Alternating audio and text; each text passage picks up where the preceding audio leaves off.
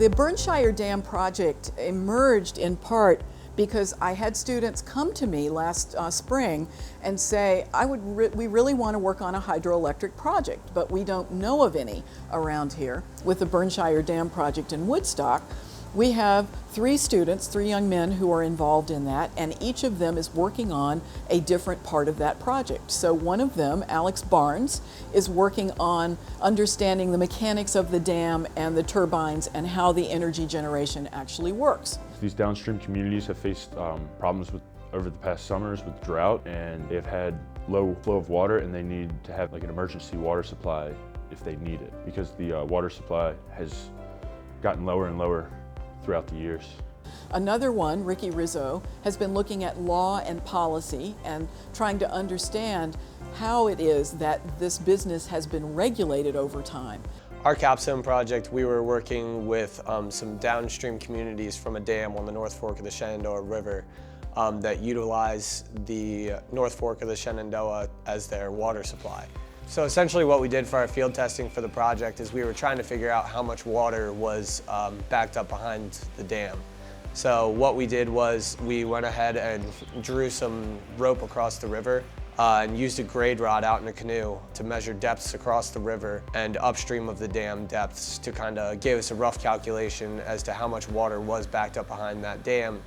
And then we used some data about the dam itself to figure out how much of that water was actually usable so that it might be used downstream by the different communities that draw water from the North Fork of the Shenandoah.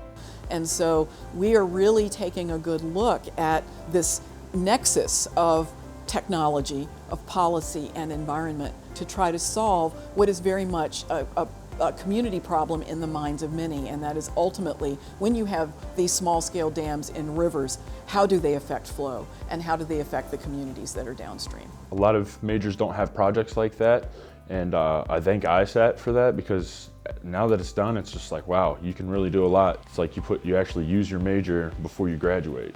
You take real-world issues and focus on identifying stakeholders and figuring out the root cause of a problem and finding out what might be influenced by it. So in our project, we did a lot of like policy analysis and things like that, as well as some of our field testing.